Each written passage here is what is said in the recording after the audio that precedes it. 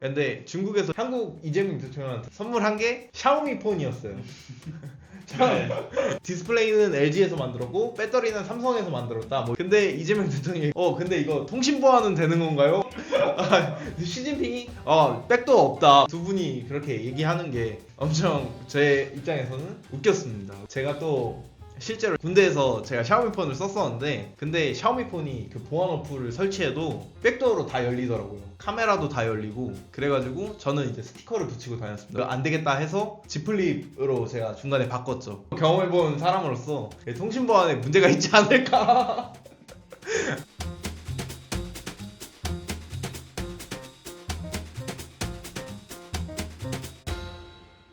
요번에 그 에이펙 이제 정상회담이 있었습니다. 에이펙이라는 게 이제 호주에서 시작됐다고 하더라고요. 그래서 호주에서 그 아시아 태평양에 있는 국가들끼리 모여서 경제 협력체를 EU처럼 만들어 보자 해가지고 에이펙이라는 단체를 만든 거예요. 그래서 거기에 있는 뭐 우리나라, 일본, 중국, 필리핀, 태국, 인도네시아 뭐 엄청 많습니다. 근데 이걸 다 기억은 못하고 그래서 태평양 그쪽 캐나다하고 미국 그렇게 들어가 있고 그 주변 국가들이 모이는 건데 이제 제 생각에는 경제 협력체 치고 레드팀과 블루팀이 섞여 있는 곳이 유일하지 않을까 에이펙이 라고 생각을 하거든요. 그래서 우리나라가 추구하는 이재명 대통령이 균형 외교, 실리 외교라고 하죠. 그거를 가장 잘 보여줄 수 있는 정상회담이지 않았을까 라고 생각을 하고 실질적으로 요번에 있었던 성과들 그리고 또 그 대통령 말고도 경제 기업인들끼리도 모였잖아요. 그래서 이재용하고 젠슨 황, 정의선 이렇게 현대차, 삼성, 엔비디아 이렇게 모여가지고 이제 깐부 치킨 먹고 이제 거기서 우리나라에 엔비디아에서 GPU 26만 장 공급하겠다. 그래서 미국, 뭐 중국, 그 다음에 대한민국 순으로 그래픽 카드가 이제 많이 보유를 한 순서가 되지 않을까. 라고 생각을 해서 가장 트렌디한 이슈이기 때문에 이거를 주제로 얘기를 하고 제가 이거는 바로 요번 주 편집을 해서 올릴 생각입니다. 알고리즘이 저희의 노력을 좀 이해를 해주기 바라면서 이거에 대해서 얘기를 한번 해보도록 하겠습니다. 먼저 가장 그냥 기본적인 정보로서 에이펙 정상회담을 하기 하루 전에 트럼프 대통령이 와서 이재명 대통령과 같이 한미 정상회담을 진행을 했죠. 그래서 거기서 주요 성과로는 한국의 핵 추진 잠수함에 대해서 미국에서 승인을 해주겠다. 왜 그러냐면 한국하고 미국은 이제 6.25 전쟁 이후로 군사작전권도 미국에서 보유를 하고 있고 우리나라의 핵 관련해서 무기화하는 거에 대해 협정이 돼 있어요. 한국에서 핵 관련해서 무기화하는 데 있어서 미국의 허락을 맡아야 된다는 그런 조약이 걸려 있습니다. 그래서 그런 것 때문에 저희가 핵폭탄 같은 거 안 만들고 그 다음에 핵 추진 잠수함도 마찬가지죠. 핵을 무기화하는 거니까 그래서 그런 것들을 못하고 있는 상황이었고 우리에게 허락을 해주면 이재명 대통령이 북한과 중국 잠수함을 견제하기 위해서 한국의 핵 추진 잠수함이 필요하다 라고 얘기를 했죠. 그래서 미국에서 오케이를 했고 또 추가적으로 요번에 현금 투자 2천억 달러 1,500억 달러를 현금으로 미국에서 원했는데 2천억 달러를 현금으로 그것도 10년 상환으로 알고 있어요. 10년 동안 200억 달러씩. 1,500달러는 또 따로 있는 걸로. 1,500달러는 현물 투자로 알고 있어요. 그래갖고 뭐 공장이라든지 그런 시설물 같은 거 그런데 이제 투자를 하는 걸로 그렇게 협상을 마무리했다. 그래서 뭐 나쁘지 않은 성과였다. 뭐 좋은 성과였다. 이렇게 평가를 하고 있더라고요. 중국 시진핑 주석이 그 다음날 와서 김해공항에서 미국하고 중국하고 정상회담을 했고 그 다음에 어제였죠. 한국하고 중국하고 정상회담을 했습니다. 정상회담을 하면서 저는 이제 웃겼던 게 미국에는 금관을 선물했잖아요. 근데 중국에서 한국 이재명 대통령한테 선물을 했더라고요. 선물한 게 샤오미 폰이었어요. 샤오미 폰을 이제 제공을 하면서 디스플레이는 LG에서 만들었고 배터리는 삼성에서 만들었다 뭐 이런 식으로 막 얘기를 했더라고요. 근데 이재명 대통령이 그걸 보고서 근데 이거 통신 보안은 되는 건가요? 막 이 얘기를 해서 시진핑이 백도 없다 막 이렇게 얘기하면서 막 두 분이 그렇게 얘기하는 게 엄청 제 입장에서는 웃겼습니다. 왜 그러냐면 제가 또 실제로 샤오미 폰을 이제 썼었잖아요. 군대에서 제가 샤오미 폰을 썼었는데 지금은 어떻게 되는지 모르겠는데 그때 당시에 보안 어플이 있었어요. 근데 샤오미 폰이 그 보안 어플을 설치해도 백도어로 다 열리더라고요. 카메라도 다 열리고 그래가지고 저는 이제 스티커를 붙이고 다녔습니다. 보안 스티커를 그 휴가 왔다 갔다 할 때. 그래서 이제 샤오미 폰을 안 되겠다 해서 Z 플립으로 제가 중간에 바꿨죠. 저는 약간 그런 거 경험해본 사람으로서 통신 보안에 문제가 있지 않을까. 아무튼 그런 분위기 속에서 협상을 해가지고 한중 통화 스와프 70조 원 규모로 그렇게 통화 스와프를 진행을 한다고 하더라고요. 그래서 원화 가치가 떨어지고 있는 중에 뭐 나쁘지 않은 소식이지 않을까라고 저는 생각을 합니다. 엔비디아 공식 유튜브에 들어가시면 한국 산업 발전에 대한 영상을 올려놨어요. 엔비디아 공식. 그래서 거기에 이제 삼성, LG, 현대, SK 이런 회사들이 어떻게 성장을 했는지, 그래서 뭐 포니 만드는 거 현대에서 그런 영상도 나오고 삼성에서 막 반도체 공장 나오고 그런 것들이 이렇게 휴대폰, 인터넷, 그리고 K-컬처 뭐 이런 것들이 계속 성장해 나가는 모습이 나오더라고요. 근데 맨 마지막에 저는 좀 인상 깊었던 게 로봇 나오면서 레인보우 로보틱스 회사 나오고 드론 나오면서 니어슬랩이라고 한국에 드론 업체가 있거든요. 거기 서울대 출신 드론 회사 만든 건데 거기 드론 회사가 나오면서 거의 비상장이거든요. 거기 아마 영상에 나온 회사들 중에 유일한 비상장 회사일 거예요. 드론 업체에 나오는 걸 보면서 저는 드론 업계에 있는 사람으로서 좀 대단한 게 아닌가라고 생각을 하게 됐습니다. 그래서 뭐 이런 것들에 대해서 어떻게 생각하는지 각자의 의견들 얘기해 주시면 좋을 것 같습니다. 그리고 저는 사실 이재명 대통령이 잘했다고 생각해요, 이번 거는. 그래서 진짜 실리 균형 외교 그런 거를 실천한 정상회담이지 않았나라고 생각을 합니다. 그래서 얘기를 해주시면 될 것 같습니다. 일단 궁금한 게 미국이 일단 돈을 많이 뜯어내려고 하고 있잖아요. 그죠. 미국이 EU도 삥 뜯고 일본도 삥 뜯고 다 그렇죠. 근데 일단 미국이 그렇게 돈을 뜯어가는데 왜 중국하고 그 통화 수합을 체결했는지 첫 번째가 살짝 궁금하고요. 했으면은 미국한테 통화 수합을 연결하거나 아니면은 그 내야 하는 돈을 좀 깎거나 더 깎거나 하면 훨씬 좋았을 텐데 위안화의 가치가 상승하고 뭐 국제 외환 거래에서도 상승하고 있고 뭐 채권 발행에서 상승하고 있고 뭐 조금씩 상승하고 있는데 그래도 아직까지 전 세계적으로 가장 많이 활용되는 통화는 달러잖아요. 그리고 또 스왑이라는 게 제가 뭐 정확하게 아는 건 아니지만 한국 경제가 위험할 때 급하게 돈을 빌려오는 걸로 알고 있거든요. 근데 돈이라는 것 자체는 그 교환의 목적이 굉장히 크잖아요. 그런데 세계에서 가장 통용되는 뭐 스위프트 할 때도 그렇고 가장 많이 통용되는 게 달러인데 위안화를 스위프트 한 게 큰 의미가 있을까? 이런 생각도 들고 근데 돈 너무 많이 뜯기는데? 아니, 미국 같아. 대한민국 GDP에 비해서 그죠. 계속 성장하는 대한민국 기업들이 계속 성장하고 있으면은 뭐 물론 낼 수 있겠지만 성장이 끝나고 이제 성숙기 혹은 쇠퇴기에 접어드는데 돈을 그렇게 뜯기면은 약간 가정으로 비유를 해보면 물론 국가를 가정으로 비유할 수 없겠지만 이제 부모님 다 은퇴하셨어. 그런데 갑자기 할머니 할아버지가 병원에 가셔가지고 이제 입원을 하시는데 막 돈을 내야 돼. 약간 그런 느낌이지 않을까. 어렵네요. 한중 통화 수합은 진짜 이해가 잘 안 되긴 해. 왜 굳이 위안화로 했는지 잘 모르겠어. 뭐 중국이랑 하려면 당연히 위안화를 해야 되겠죠? 저는 이제 그렇게 생각합니다. 거기 온 국가들이 뭐 유럽에서 오지 않았잖아요. 거기서 가장 경제 규모가 큰 나라는 사실 중국이죠. 그렇다고 뭐 호주 달러랑 스와프를 할 수는 없잖아요. 맞지? 그렇다고 뭐 그 인도네시아의 루피아랑 할 수도 없는 거고. 사실 통화 스와프 할 수 있는 나라가 일본 아니면 중국밖에 없는데 일본은 미국이랑 하고 있으니까 미국이 안 해주면 일본도 안 해주거든요. 그러니까 뭐 이명박 대통령 때는 뭐 미국도 해줬으니까 일본도 해준 건데 그런 거를 생각해 봤을 때 사실 현실적인 방안으로서 나쁘지 않지 않았나라고 저는 생각하는 편입니다. 물론 그런 게 있겠죠. 그 중국이 진짜 나쁜 마음을 먹고 우리가 돈 개 풀어가지고 한국 돈도 개똥값으로 만들어버리겠다 라고 생각하면 사실 위험한 건 있지만 70조 원은 사실 그 정도만큼의 가치가 되지 않는다라고 저는 판단을 하고 약간 그죠? 실질적으로 한국이 위험할 때 이렇게 돈을 받겠다 측면에서는 이게 올바른 선택인지 모르겠는데 우리나라가 아무래도 수출에 의존하는 국가고 수출 비중이 가장 높은 국가가 중국이거든.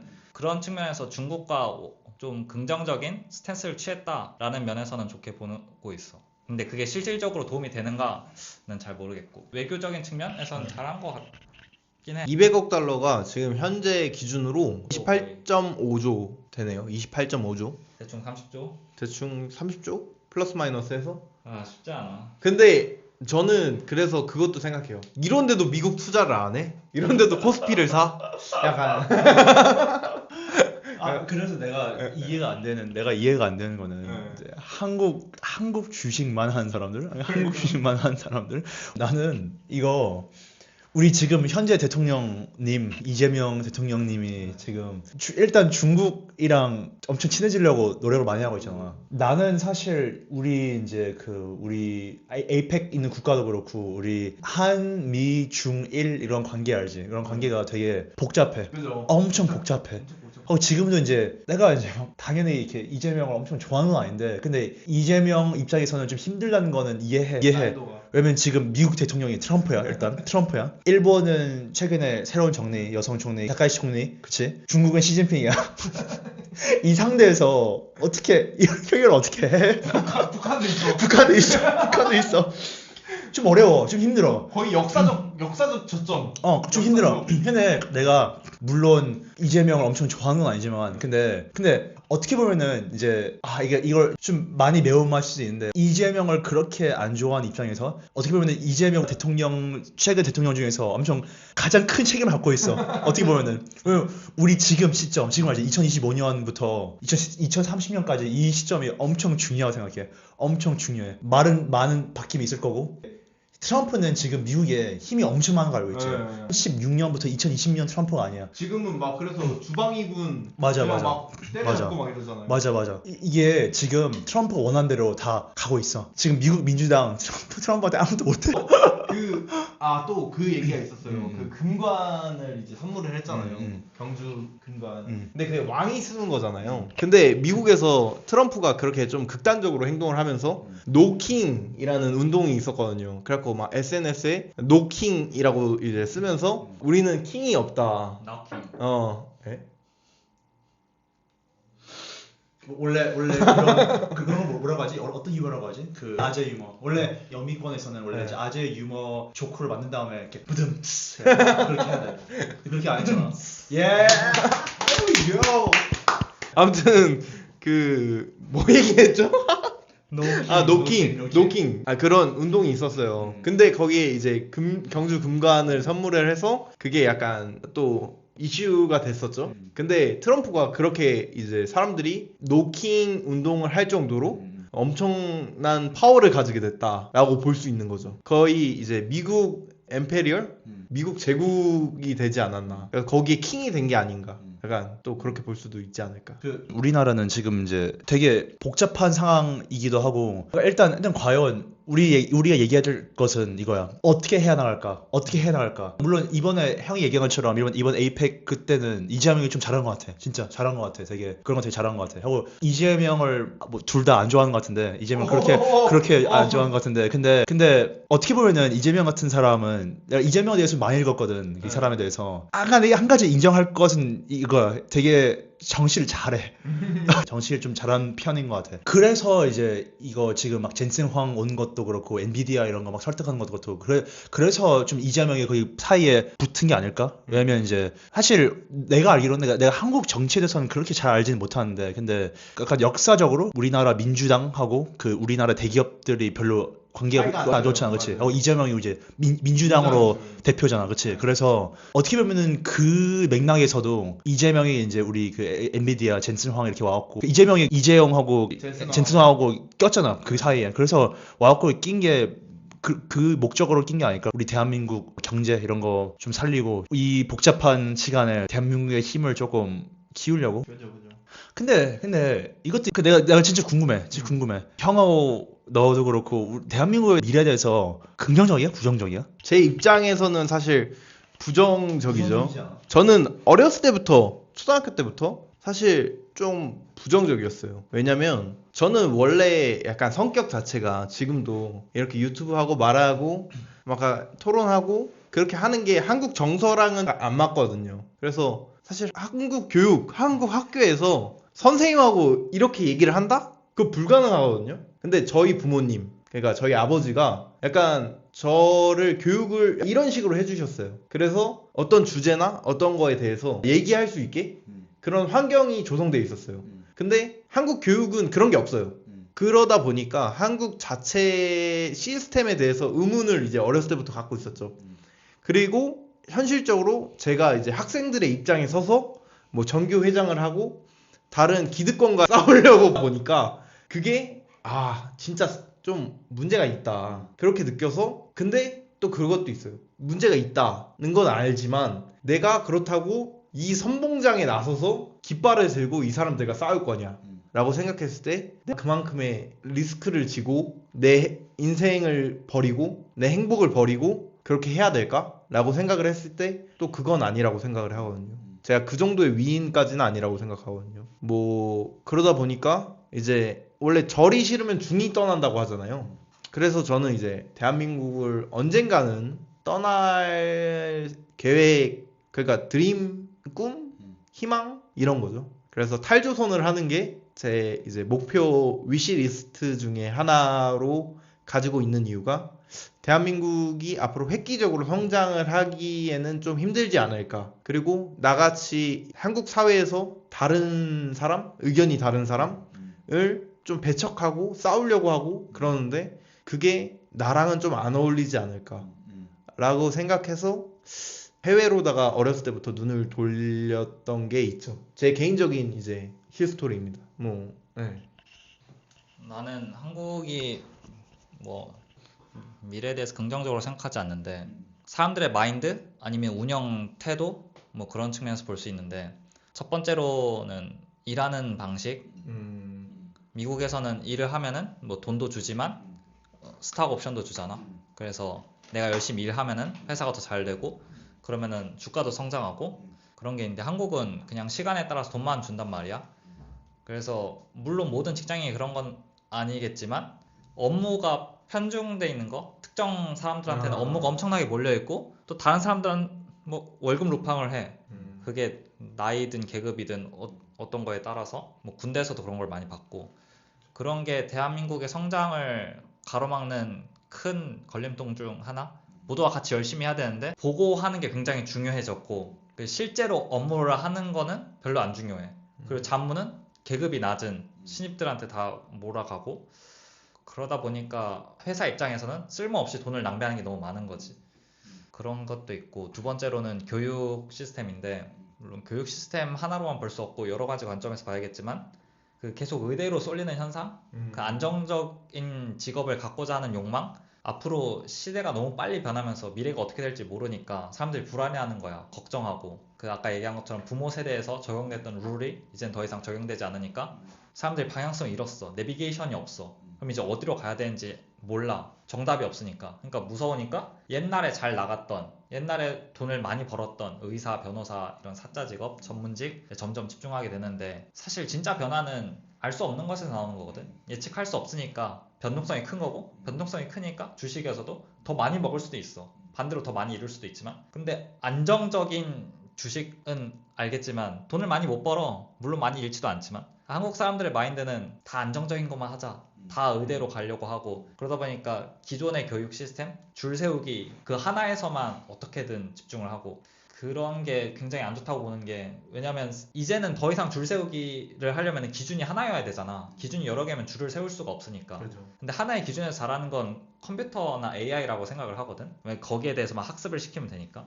근데 사람들은 이제 그런 AI가 앞으로 점점 더 발전할 거고, 그걸 이용하는 사람들이 잘 나갈 거고, 그렇기 때문에 창의성, 창의력이 굉장히 중요해질 텐데, 그거는 하나의 기준이 아니라 굉장히 많은 기준을 세워야 한단 말이야. 근데 우리는 그런 기준을 세울 줄 몰라. 그리고 그 기준에서 벗어나면 안 되는 걸로 학습을 했어. 그래서 교육적인 측면에서도 엄청난 성장, 발전 이런 게 어렵지 않을까. 그리고 세 번째로는 기업의 규제, 스타트업이 무언가를 하려고 해도 굉장히 따라붙는 제약이 많은 거. 그 현성이가 저번에 얘기했는데 뭐였지, 드론을 날릴 수 있는 지역, 구역도 없고, 그 다음에 뭐 자동차, 뭐 로보면 그 무조건 그 조종자가 있어야 되는 법, 뭐 그런 것들이 뭐 지금 로봇 만들거나 자율주행하거나 그런데 엄청난 규제죠. 뭐 예를 들어서 10대 군집 이렇게 주행을 해야 돼. 근데 10명이 필요해, 사람이. 그럼 그거 인건비만 얼마예요? 맞아. 하루에 일당 최저로주도, 그 다음에 그거 조종하는 거 교육시키고 뭐하고 하는 데만 해도 비용이 엄청나게 많이 들잖아요. 아무튼 이런 것들이 다 문제가 되는 거죠. 나의 인생의 원칙 이런 거, 인생의 원칙 중에 하나는 이건 것 같아. 우리가 믿고 있는 거는, 대부분 사람들이 믿고 있는 거는, 대한민국뿐만 아니라 그냥 모든 사람들이 믿고 있는 거는 환상이 엄청 많은 것 같아. 그냥 환상이다. 그냥 우리 스스로 스토리텔링, 우리 심리적으로 평하게 만들기 위해 그냥 스토리야, 그냥 얘기야, 그냥 환상이야. 종교적으로는 이제 영적으로는 좀 약간 깨달음이라고 하잖아. 깨달음 이런 게 있다. 뭐 예를 들면 뭐 불교 스님이면은 명상하면서 이걸 깨달았다. 아니면 뭐 기독교 하나님이랑 기도하면서 뭐 성경을 읽으면서 이렇게 깨달은 게 있다. 아니면 티베트의 환각 버섯 이런 거 먹고, 영적인 연습이야 그 사람한테. 막 거기에 막 환각 버섯 이런 거 먹고 막 명상하면서 이걸 막 깨달음이 있었다 이런 걸 얘기하잖아. 나는 대한민국도 그렇고 세계적으로 다 그렇고 우리가 가장 없는 게 그 깨달음인 것 같아. 그냥 그게 좀 더 많이 필요해. 왜냐면 너무 이게 환상을 너무 많이 믿고 있고, 만약에 이게 무서운 게, 만약에 대부분 사람들이 우리가 알고 있는 게 거의 다 환상이다 라고 깨달았으면은, 그러면 사회적으로 되게 무너질 수도 있어. 그게 위험한 거야. 그게 위험한 건데, 근데 오히려 사회가 무너져도 그 우리의 개인적으로 깨달음이 더 중요하지 않을까? 난 항상 그걸 생각하게 돼. 약간 항상 뭐 이런 거야. 우리 지금 주제가 에이펙하고 이제 그 젠슨 황 그 주제에 맞긴 한데, 이 사람들은 다 엄청 큰 역할을 하고 있잖아. 뭐 젠슨 황은 엔비디아 CEO고, 이재용은 삼성 CEO고, 이재명은 우리나라 대통령이고. 근데 그 사람들이 우리한테 해줄 수 있는 게 뭐가 있어? 솔직히 우리 그 사람들이 물론 정치 그냥 스페이스 이거 쇼하기 위해 그냥 보여주는 거지. 뭐 이재용하고 젠슨 황 같은 경우에는 내가 아무리 돈이 많고 아무리 이렇게 큰 CEO라도 다른 사람처럼 깐부치킨 가서 일부러 카메라 많은 데서 깐부치킨 먹고 맥주 한잔하고 우리 너희들이랑 다를 게 없다. 그냥 쇼야.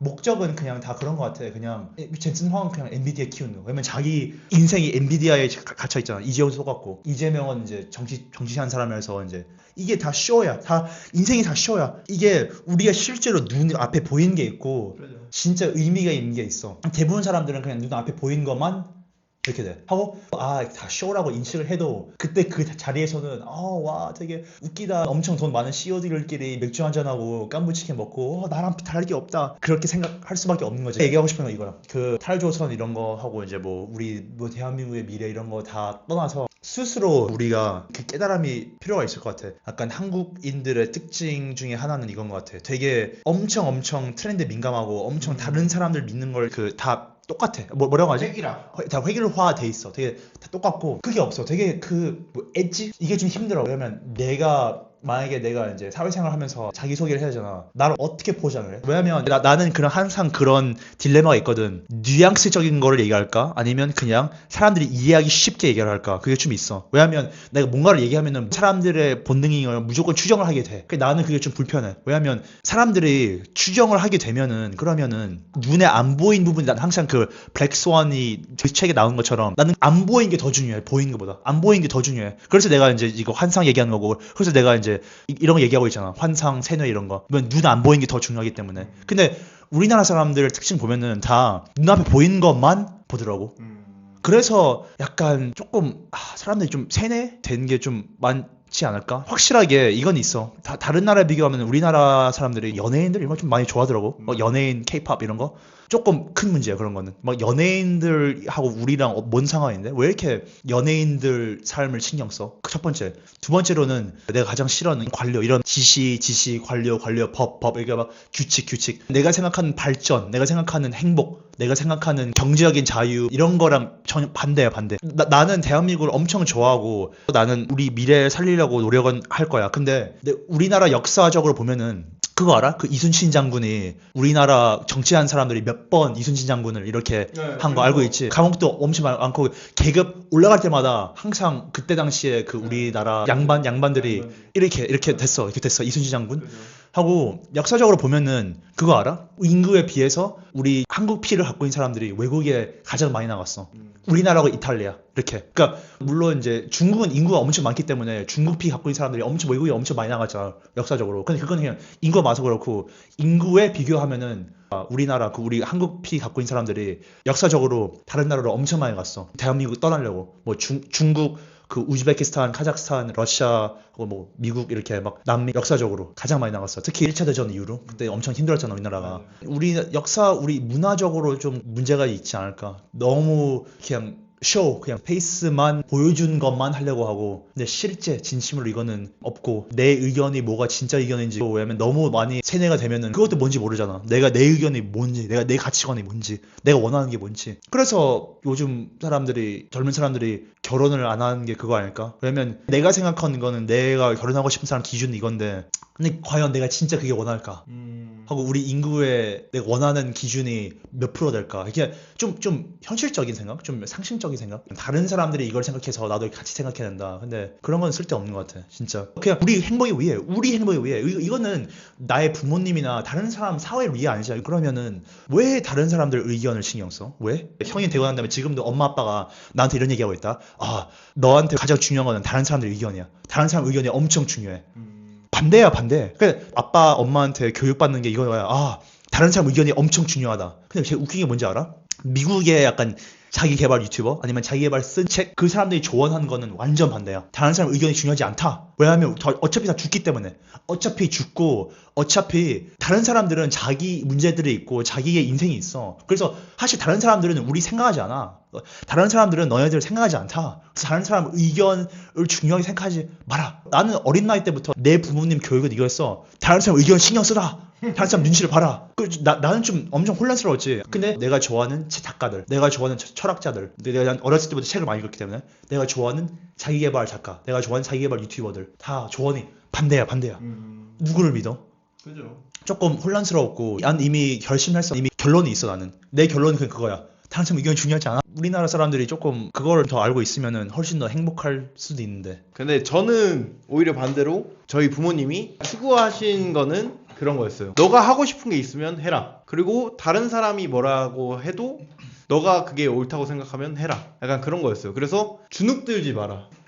누가 뭐라고 해도 주눅들지 마라. 그게 약간 저희 집의 교훈? 철학? 좋은 것 같아요. 네, 그런 거거든요. 그래서 제가 막내 동생한테도 늘 얘기하는 게 그런 거예요. 학교에 가서 다른 애들 눈치를 보지 마라. 얘가 축구를 하고 싶어. 근데 다른 애들이 뭐 축구 별로 안 좋아하고 뭐 나는 쉬는 시간에 뭐 핸드폰 볼래 막 이래. 그래도 너도 같이 핸드폰 보는 게 아니라 네가 축구를 하고 싶으면 그거를 설득을 해서 아니면 네 혼자 축구를 하더라도 네가 하고 싶은 거를 해야지 남들 눈치를 보고 남들 따라 할 필요가 없다 라고 얘기하는 거거든요. 근데 이제 동생도 지금 학교를 다니고 있으니까 중학생이니까 학교 선생님들하고 트러블이 좀 있어요. 그러니까 학교 선생님들은 모두가 같은 행동, 튀지 않는 행동, 똑같은 행동을 해야 되는데 얘는 왜 얘기를 하면 선생님 그거 아닌 것 같은데요? 라고 반문을 하고 그거에 대해서 아닌 것 같은데 이러면서 토를 다냐. 그래서 저희 엄마한테도 애가 이상해요 라고 얘기를 하는 시대예요. 요즘 선생님들이 엄마한테 전화를 해가지고. 근데 그게 잘못됐다는 거죠. 그냥 교육 자체가 획일화돼 가고 있는 게 아닌가. 그리고 자기 자신의 표현이나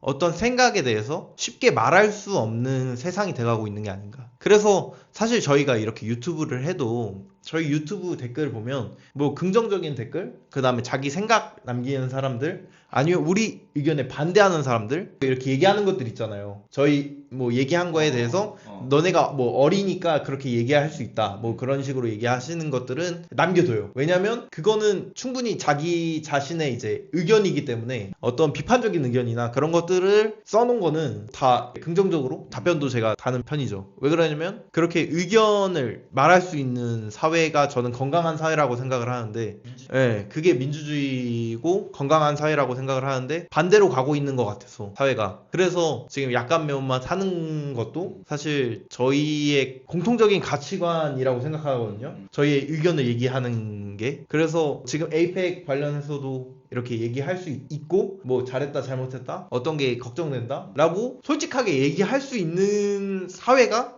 건강한 사회고, 그게 우리가 추구해야 될 방향이지 않을까, 그게 제 생각입니다. 또 뭐지 마지막으로 내가 얘기하고 싶은 거는 그냥 이건 것 같아. 그 다른 사람 의견이 신경 안 쓰는 거는 다른 사람들 피해주라 이런 절대로 아니야. 피해 주면 안 돼. 피해 안 주면서 그냥 다른 사람 의견 신경 안 쓰는 거는 그냥 피해가 아니잖아 사실. 그러니까 피해를 안 주면서 솔직하게 사는 거지. 그래서 뭐 댓글 이런 거 내 개인적인 뭐 가치관이면은 난 모든 댓글을 다 아예 안 지울 거야. 뭐 유튜브 채널이니까 알고리즘 안 좋으면은 뭐 어쩔 수 없고. 그럼 제가 마무리를 하겠습니다. 네. 뭐 에이펙 정상회담 관련해서 뭐 이런저런 얘기를 해봤는데, 얼마나 많은 사람들이 거기에 붙어가지고 사실 준비하고 그 노력하고 시간과 돈을 사용하고 그렇게 하는 게 보통 쉬운 일이 아니거든요. 그래서 그렇게 우리나라에서 정상회담을 할 수 있게 도와주신 분들에게 박수를 하면서 마무리를 하는 게 예의상 맞지 않을까라고 생각하면서 박수를 치며 떠나도록 하겠습니다. 수고하셨습니다.